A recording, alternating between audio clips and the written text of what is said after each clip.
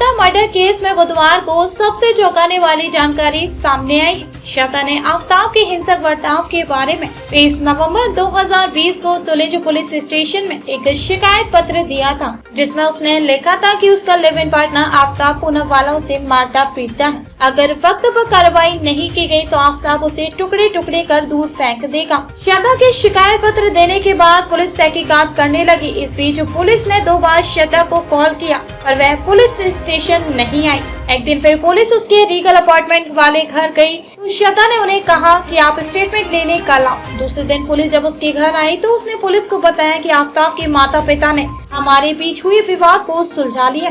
मैं अपना शिकायत पत्र वापस लेती हूँ। जिसके बाद तुलेज पुलिस ने उसका बयान लेकर श्रद्धा व आफ्ताब के हस्ताक्षर लेकर उसे क्लोज कर नोटिस दे दिया था। इस मामले में डीसीपी सुहास बावची ने क्या कहा, आइए देखते हैं रिपोर्ट। उस मामले में क्या कार्रवाई हुई?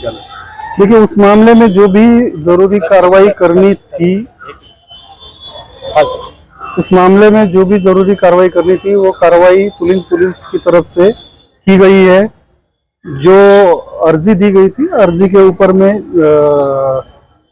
जांच हुई है। जांच के बाद में खुद जो कंप्लेनेंट है, कंप्लेनेंट ने लिखित बयान दिया है कि उसकी अब कोई कंप्लेंट या तकरार रही नहीं है और जो उसका जो ये था फ्रेंड था, उसके फ्रेंड के माँ बाप ने आके उनको मतलब समझाया था दोनों को भी, और अभी उसकी कोई तकरार नहीं है, ऐसा करके उसने रिटर्न स्टेटमेंट दिया था, जिसके चलते वो मतलब वहीं पे वो क्लोज हो गया। उसके व्यवहार के बारे में बताइए।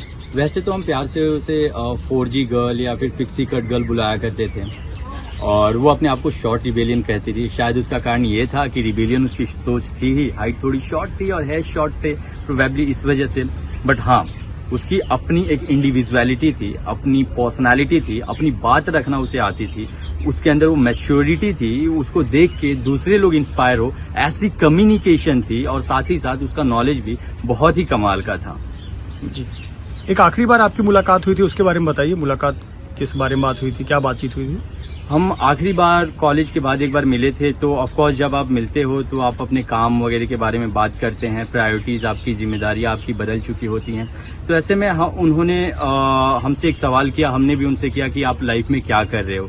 तो हमें पता चला उनके बारे में। तो हमने कहा यार, आपकी तो सोच थी कि आप मीडिया इंडस्ट्री में जाना चाहते हैं, वहाँ काम करना चाहते हैं, तो ऐसा क्यों? तो उन्होंने सेम सवाल हमसे पूछ दिया। तो हमने कहा हमारी जिम्मेदारियां हैं, हमारी अपनी पर्सनल रिस्पॉन्सिबिलिटीज हैं, जिसकी वजह से हमें करना पड़ रहा है। तो वो भी यही सेम आंसर दिया। तो हमने कहा यार, आप तो इंडिपेंडेंट हो अपनी लाइफ में, आपकी सोच रिबेलियन वाली है और कहीं ना कहीं हम सब आपसे इन्फ्लुएंस होते थे, जो आपकी सोच आपके अपने सपनों के प्रति रही है। तो ऐसे में आपके ऊपर क्या जिम्मेदारी? तो उन्होंने एक बात का जिक्र किया था मुझसे कि बहुत जिम्मेदारियां हैं, तुम नहीं समझोगे। एक छोटी सी मुस्कान के साथ उन्होंने कहा था और शायद उस वक्त इस बात को सच में मैं नहीं समझ